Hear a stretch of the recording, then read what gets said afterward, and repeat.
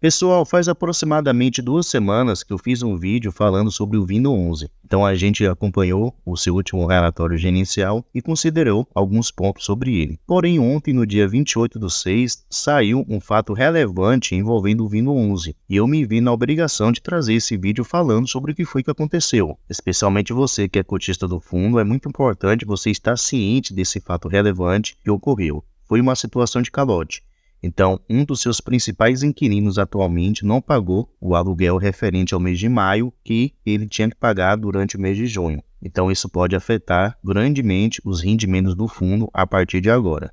Então, você como cotista tem que estar ciente disso que foi que aconteceu. Então, o fato relevante, como eu já mencionei, saiu aqui no dia de ontem e o Vino 11, ele emitiu aqui esse comunicado, falando exatamente sobre isso. Esse inquilino aqui, a New Walker, ela não pagou o aluguel correspondente ao seu ativo aqui, OF 585, que está localizado lá na cidade de São Paulo. Então, o comunicado, ele diz o seguinte, que o fundo informa que, durante o presente momento, não recebeu o pagamento do aluguel com vencimento em junho de 2024 por parte da New Walker Serviços de Escritório, relativo à locação do empreendimento OF 585, localizado lá na rua Oscar Freire, número 585, na cidade de São Paulo. Ele menciona aqui que o locatário ocupa uma área de 3.594 metros quadrados no imóvel e o aluguel devido no âmbito de referida locação representa aproximadamente 5% das receitas totais do fundo e cerca de 4% da área bruta alocável total do fundo imobiliário. Porém, aqui no relatório gerencial já mostra outra porcentagem,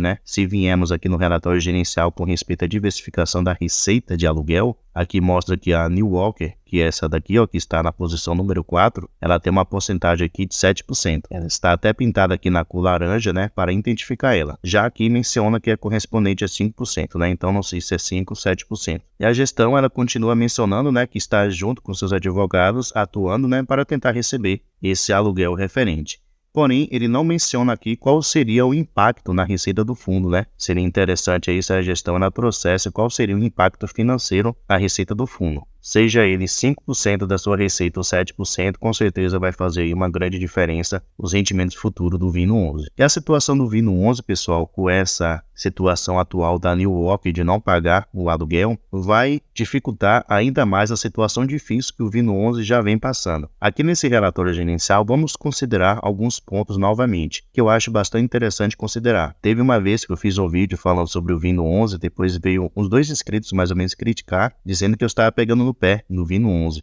Não é pegar no pé, pessoal, é mostrar a realidade. A gente tenta mostrar a realidade, porém tem pessoas que tentam fechar o olho, Não querem ver o que está ali na cara delas. Se o Vino 11 fosse um bom fundo, com uma boa gestão, tivesse uma situação financeira muito melhor, eu com certeza estaria aqui elogiando o fundo. Porém, não é a situação atual. A situação do fundo realmente é muito difícil. Observe aqui com respeito à receita financeira do fundo correspondente ao mês de maio. Prestem atenção nisso daqui, por favor. Deixa eu até aumentar um pouquinho a tela aqui. Observe que o fundo ele teve uma receita total aqui durante o mês de maio de 7,9 milhões de reais. Esse resultado aqui foi correspondente aos aluguéis que ele recebeu durante o mês de maio. Ele também recebeu aqui 327 mil reais de receita financeira, geralmente ativos que ele tem aqui na renda fixa que gera um valor mensal para ele. Ele continua mencionando aqui que despesas financeiras somou o valor aqui de 3,4 milhões de reais. Essas despesas financeiras correspondem aos juros que ele paga dos seus CRIs.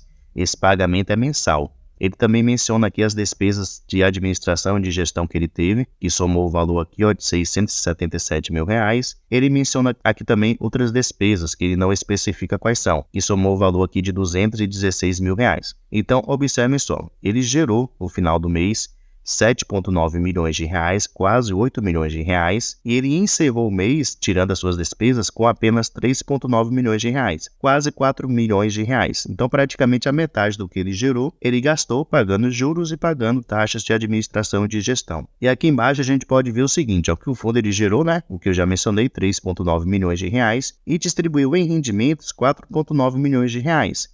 Então ele gerou uma receita menor do que o valor que ele realmente distribuiu de rendimentos. Como ele tinha uma reserva acumulada no início do mês aqui de 13,4 milhões de reais, ele usou um pedaço dessa reserva, aproximadamente 1 milhão, para poder pagar exatamente esses 4,9 milhões de reais. E ele ainda permanece aqui com 12,4 milhões de reais. Aí talvez você fique pensando assim, mas ele tem uma reserva acumulada, muito bom. Não, não é bom, porque essa reserva acumulada veio de uma venda de 50% que ele realizou de um dos seus melhores imóveis. E ele vendeu esse imóvel para poder pagar a sua alavancagem, sendo que ele não tinha mais caixa para poder pagar as suas amortizações. Então não é porque o fundo ele vendeu com lucro para poder distribuir aos seus cotistas, que foi um bom negócio. Não, pessoal. Ele teve que vender 50% de um dos seus melhores imóveis para poder gerar caixa e pagar suas amortizações, sendo que ele não tinha mais dinheiro para poder fazer isso. Então foi o escape que o fundo ele conseguiu para ele poder não deixar de honrar com seu compromisso. Se viemos aqui embaixo, podemos ver o seguinte,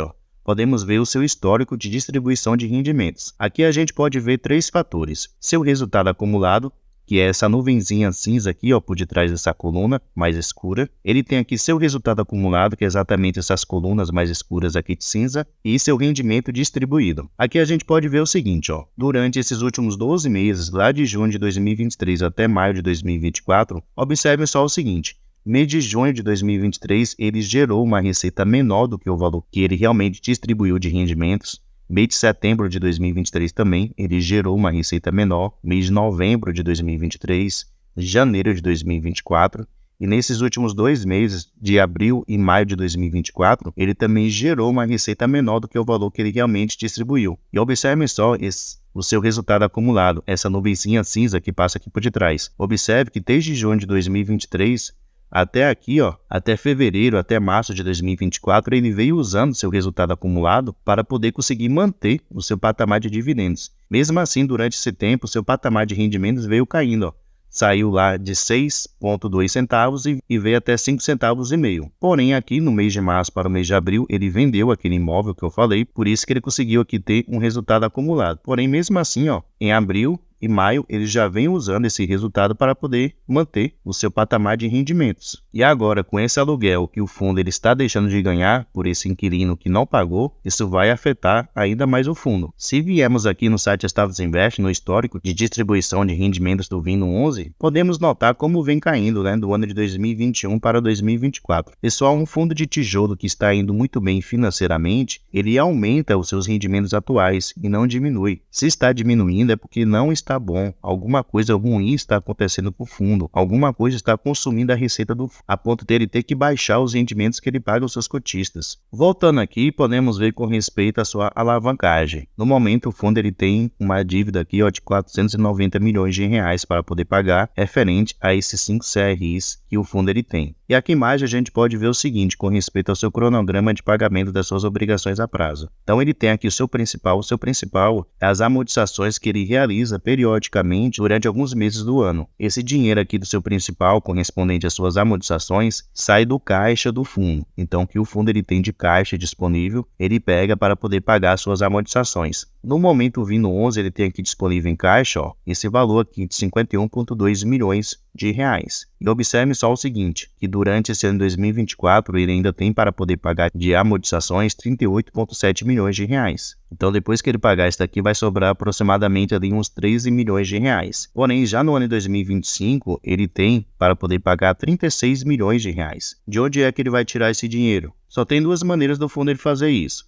Ele realizar uma nova emissão de cotas, porém para o Vino 11 não é viável, já que seu preço atual está muito abaixo do que seria o preço justo, então não é viável ele fazer uma nova emissão de cotas. E a outra solução que o fundo ele já começou a fazer é vender os imóveis que o fundo ele tem para poder gerar caixa e, consequentemente, poder pagar a sua dívida. Essa é a única solução mais viável que atualmente o fundo ele tem para poder fazer, para poder resolver essa situação da sua alavancagem. Porém, a partir do momento que o fundo ele vende ativos para poder pagar dívidas, consequentemente a sua receita também vai diminuir, porque ele não vai ter mais aquele imóvel para poder receber o aluguel dos seus inquilinos. Então, observe como a situação do Vino 11 no decorrer do tempo ela vai se dificultando ainda mais. E aqui ao lado a gente pode ver os juros de correção monetária que o fundo ele tem que pagar. Então, somente nesse ano de 2024, ele ainda tem para poder pagar aqui 40 milhões de reais, quase 41 milhões de reais.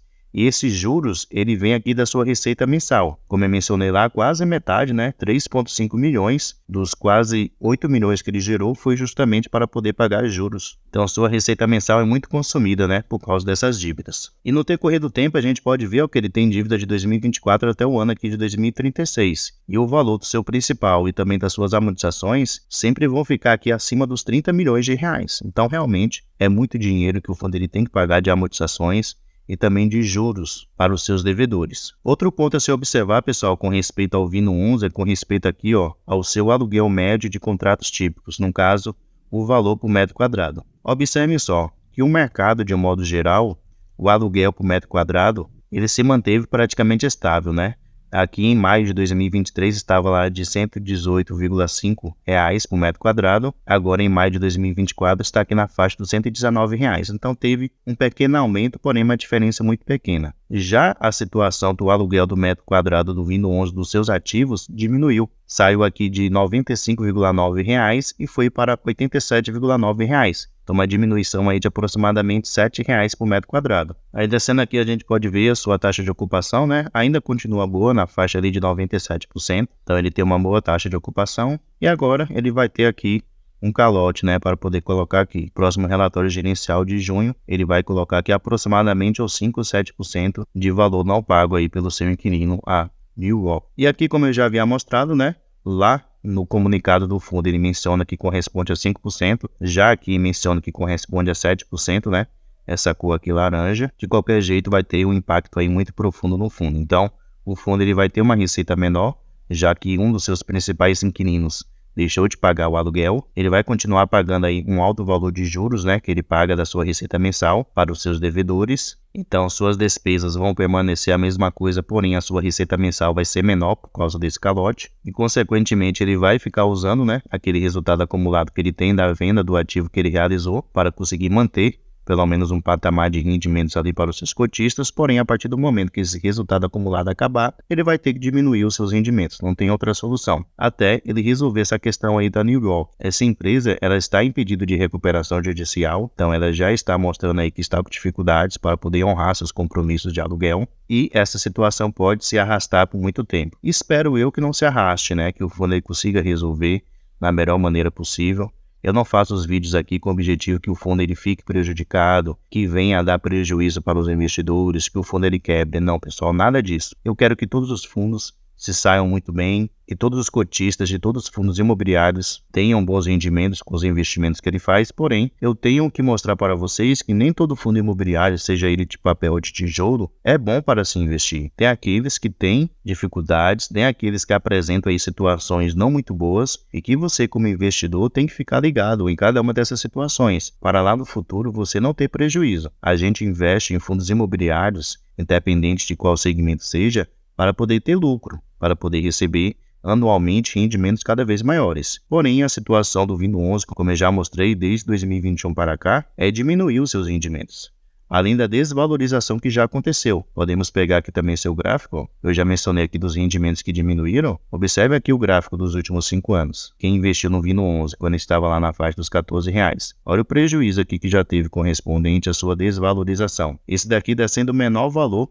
de negociação do Vino 11, R$ 6,92, uma diminuição de quase 48% no seu preço de cotação. Então, o meu objetivo é mostrar todos os pontos. Aquele fundo que é bom, eu mostro, elogio, porém aqueles fundos que não são bons, pelo menos na minha visão, eu também tenho que mostrar, para que você tenha ciência no que você está colocando o seu dinheiro. Aí futuramente você não pode falar que não sabia, né, dos riscos envolvidos em se investir nesse fundo. Então, pessoal, esse é o vídeo de hoje. Gostaria de trazer esse fato relevante com respeito ao Vino 11. Essa situação pode aí trazer mais dor de cabeça para um fundo que já está numa situação muito ruim, beleza? Pessoal, muito obrigado pela sua atenção e até a próxima.